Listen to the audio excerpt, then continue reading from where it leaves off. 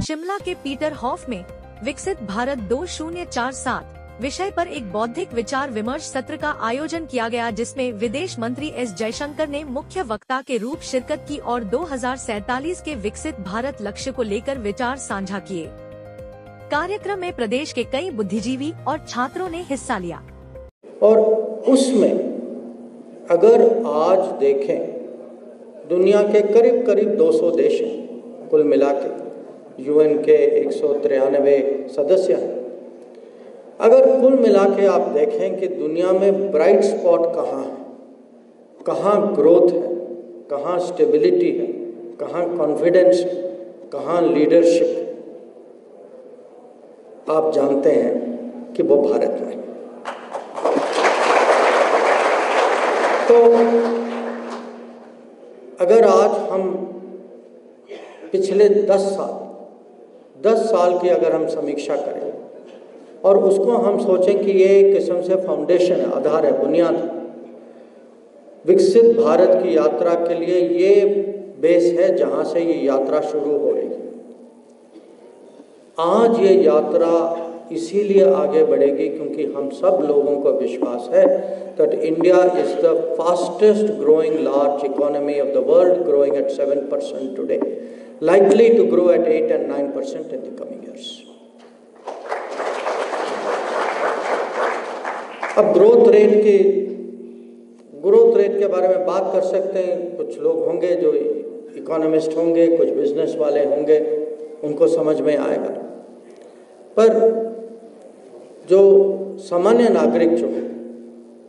उसको ग्रोथ से अपने जीवन में इसका प्रभाव क्या हुआ है वो भी समझाना आवश्यक है। और मैं आपको एक चीज़ बताता हूँ कि आज जो है हमारे बारे में 10 साल पहले बहुत सारी चीज़ें कही जाती थी और हम जैसे लोग जो देश की सेवा में बाहर जाते थे, हम लोगों को बहुत सुनना भी पड़ता था। आज जो हमारे बारे में कहा जाता है कि ये भारत है जहाँ हर दिन 30 किलोमीटर की हाईवे बनती है, हर दिन 14 किलोमीटर की रेलवे ट्रैक लगाए जाते हैं, जहाँ हर साल 8 नए एयरपोर्ट बनते हैं, हर साल 2 नए मेट्रो बनते हैं। तो ये सोचिए कि हमारी छवि जो, और छवि इसीलिए होता है क्योंकि ग्राउंड में जब प्रगति होती है तो उसका ब्रांडिंग, उसका इमेज, उसकी रेपुटेशन तो दुनिया भर फैल तो जाती है।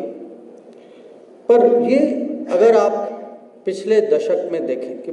जो परिवर्तन की जो बात करते हैं, क्योंकि ये है विकसित भारत के लिए आधार कि जब हम कहते हैं ईज़ ऑफ डूइंग बिजनेस, कि ईज़ ऑफ लिविंग, कि सामान्य नागरिक के लिए रोज के जीवन के लिए रूल नियम कैसे कम करें, ब्यूरोक्रेसी का बोझ कैसे इसको हल्का करें, या जैसे मैंने आपको कहा कि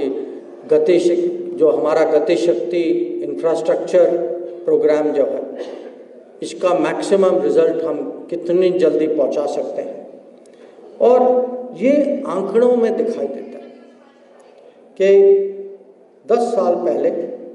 हमारे इनकम टैक्स जो पेयर्स जो थे वो 3.5 करोड़ थे, आज जो हैं 8 करोड़ से ज़्यादा है। पिछले 10 साल में 6 करोड़ नए प्रोविडेंट फंड के सब्सक्राइबर्स हैं।